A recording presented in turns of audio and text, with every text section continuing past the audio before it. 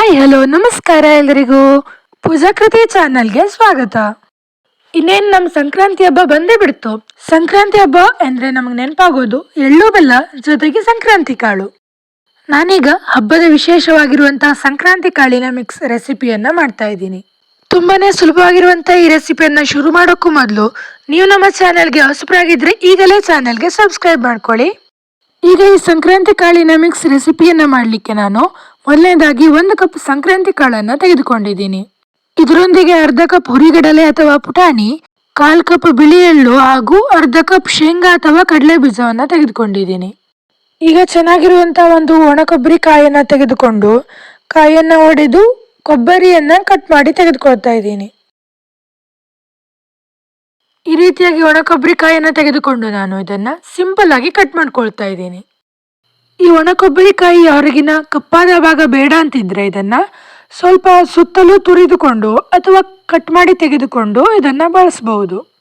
ಆ ರೀತಿಯಲ್ಲಿ ನಮಗೆ ಕೇವಲ ಬಿಳಿಯಾಗಿರುವಂತಹ ಕೊಬ್ಬರಿ ಸಿಗ್ತದೆ. ನಾನಿಲ್ಲಿ ಇದೇ ರೀತಿಯಲ್ಲಿ ಕೊಬ್ಬರಿಯನ್ನ ತೆಳ್ಳಿಗೆ ಚಿಕ್ಕದಾಗಿ ಕಟ್ ಮಾಡ್ಕೊಳ್ತಾ ಇದ್ದೀನಿ.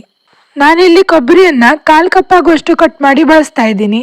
ಹೆಚ್ಚು ಬೇಕಂದ್ರೆ ಅರ್ಧ ಕಪ್ಪನ್ನು ಕೂಡ ಬಳಸಬಹುದು. ಈಗ ಒಲೆಯನ್ನ ಹಚ್ಚಿ ಒಂದು ಪಾತ್ರೆಯನ್ನ ಬಿಸಿಗಿಡ್ತಾ ಇದ್ದೀನಿ. ಇದಕ್ಕೆ ಈಗ ತೆಗೆದಿಟ್ಕೊಂಡಿರುವಂತಹ ಶೇಂಗಾ ಅಥವಾ ಕಡಲೆಕಾಯಿ ಬೀಜವನ್ನ ಹಾಕೊಳ್ತಾ ಇದ್ದೀನಿ. ಈ ಕಡಲೆ ಬೀಜವನ್ನ ಚೆನ್ನಾಗಿ ಹುರಿದುಕೊಳ್ಬೇಕು. ನೋಡಿ, ಈ ರೀತಿಯಾಗಿ ಕಡಲೆ ಬೀಜವು ಚೆನ್ನಾಗಿ ಹುರಿದು ಬಣ್ಣ ಬಂದು ಈ ರೀತಿಯಾಗಿ ಕಡಲೆ ಬೀಜ ಒಡೆಯಲು ಆರಂಭಿಸಿದಾಗ ಇದು ರೆಡಿ ಆಗಿದೆ. ನೋಡಿ, ಕಡಲೆ ಬೀಜವು ಚೆನ್ನಾಗಿ ಹುರಿದಿದ್ಯಾ ಎಂದು ಈ ರೀತಿಯಾಗಿ ಕೂಡ ಚೆಕ್ ಮಾಡ್ಕೊಳ್ಬಹುದು.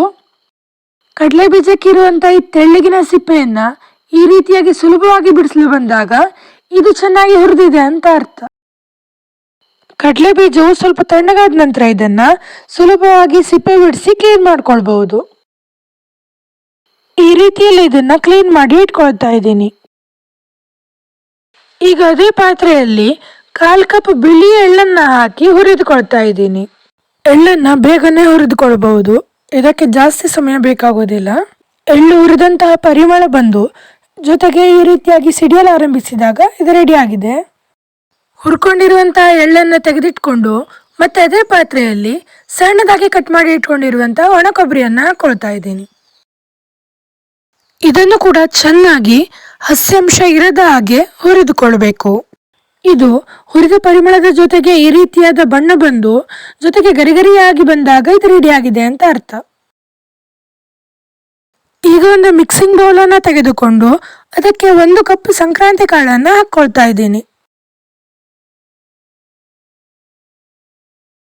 ಇದಕ್ಕೆ ಹುರಿದು ಕ್ಲೀನ್ ಮಾಡಿ ಇಟ್ಕೊಂಡಿರುವಂತಹ ಕಡಲೆ ಬೀಜವನ್ನ ಹಾಕ್ತಾ ಇದ್ದೀನಿ.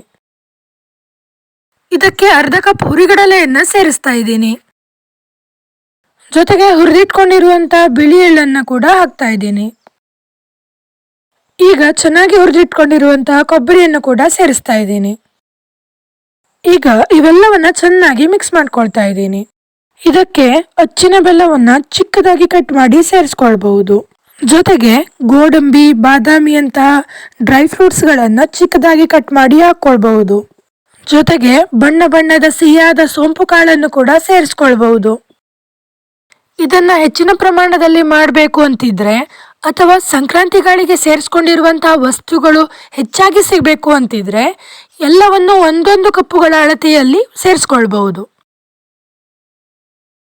ಸಂಕ್ರಾಂತಿ ಹಬ್ಬಕ್ಕೆ ಸ್ಪೆಷಲ್ ಆಗಿ ಮಾಡಿಕೊಳ್ಳುವಂತಹ ನಮ್ಮ ಸಂಕ್ರಾಂತಿ ಕಾಳಿನ ಮಿಕ್ಸ್ ಈಗ ರೆಡಿಯಾಗಿದೆ. ಹಬ್ಬ ಅಂದ್ರೇನೆ ಸಿಹಿ, ಸಂಭ್ರಮ. ಅದರಲ್ಲೂ ನಮ್ಮ ಸಂಕ್ರಾಂತಿ ಹಬ್ಬದಲ್ಲಿ ಸಿಹಿಯಾದ ಸಂಕ್ರಾಂತಿ ಕಾಳನ್ನ ಎಲ್ಲರಿಗೂ ಹಂಚೋದು ನಮ್ಮ ಪದ್ಧತಿ. ಈ ರೀತಿ ತುಂಬಾ ಸುಲಭವಾಗಿ ರುಚಿಕರವಾದಂತಹ ಸಂಕ್ರಾಂತಿ ಕಾಳಿನ ಮಿಕ್ಸ್ ಅನ್ನ ರೆಡಿ ಮಾಡ್ಕೊಳ್ಬಹುದು.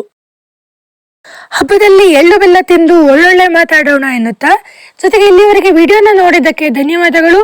ಹಾಗೂ ವಿಡಿಯೋ ಇಷ್ಟ ಆಗಿದ್ರೆ ಲೈಕ್ ಮಾಡಿ ಮತ್ತು ನಿಮ್ಮವರೊಂದಿಗೆ ಶೇರ್ ಮಾಡಿ ಹಾಗೂ ಮರೆಯದೇ ಚಾನೆಲ್ಗೆ ಸಬ್ಸ್ಕ್ರೈಬ್ ಮಾಡಿ ಸಪೋರ್ಟ್ ಮಾಡಿ.